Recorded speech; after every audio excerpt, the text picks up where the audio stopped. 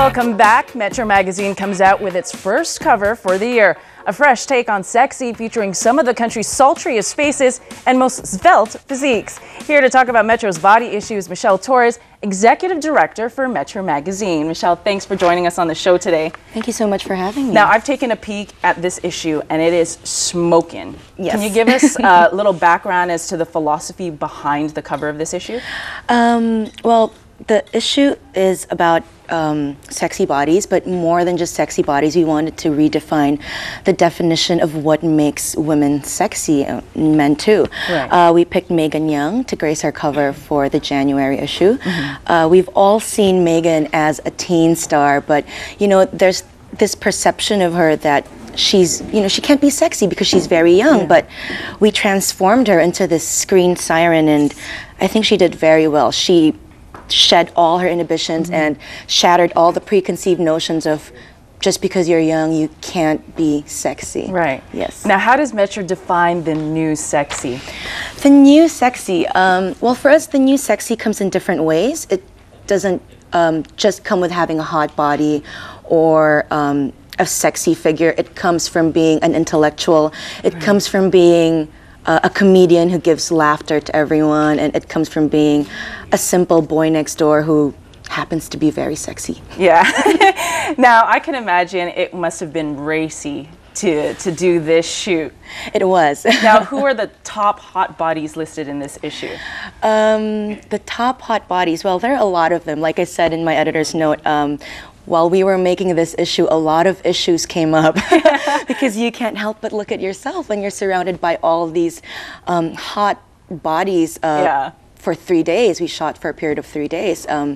But the hottest bodies would be, well, number one, I was very impressed with Miss Carmi Martin, of course. I mean, she looks fabulous. She shows us how one can be sexy through the years and maintain that sort of figure and sexy, that sex appeal. Right.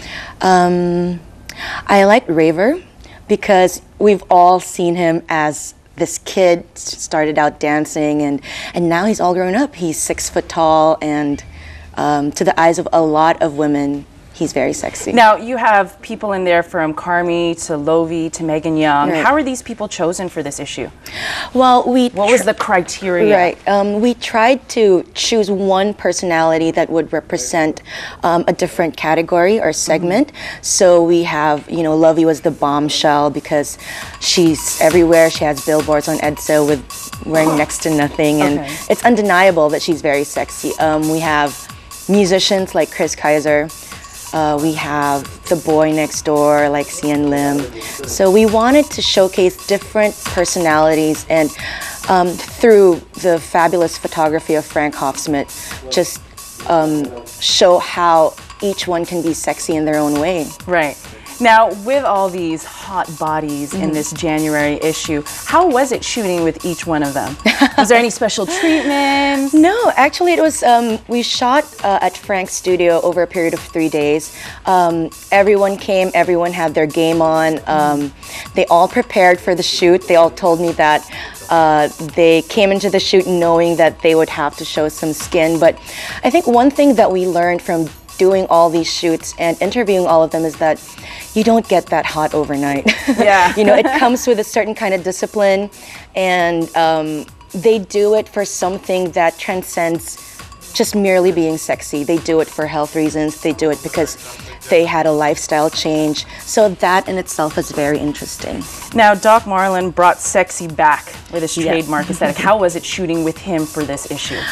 We love shooting with Doc Marlin Pekka all the time. He has this strong command of the set, and I think it helped that with Megan being the cover girl for the story, and with Benjamin Tang, who's like one of the hottest models in the Philippines today, everybody just had a great time, and we knew the direction that we wanted to go to. We knew that we wanted Megan to look sultry and sensuous and sexy in that very classy kind of way. So I think we achieved that. Now, when I was looking through the issue, everyone looked so pouty, sultry, serious. Who was the most fun to actually shoot? And you wouldn't have guessed by looking through the shots here in the magazine. I would say Megan. Megan is a character. She can turn it on and turn it off like that. She would crack jokes. We would have her sing Rihanna songs like in between takes. And Megan, yeah, she's a young actress, but we feel that she really has a bright future ahead of her. And she graced the cover, Yes. so obviously that says a lot, right? Now, before we leave and wrap up, what can we look forward to in the next issue of Metro? The next issue is the first ever Muse issue of Metro. We wanted to explore different kinds of love because, of course, it's February, it's Valentine's, but we didn't want to focus on just that one kind of love.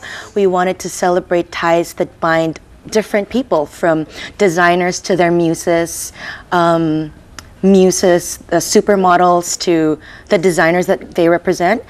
We also have a big feature on makeup artist Lala Flores and all her celebrity muses, so you can watch out for that. Great. Well, I was reading this issue today, and I'm telling you, it's bringing my sexy back, or at least I'm hoping to bring it back. Yes. With the body issue of Metro for January 2011. Thank you for joining us. It was awesome. Thank you so much, Raquel, and I just want to invite everybody again to please grab a copy of the January issue of Metro and to try and download the Metro iPad application.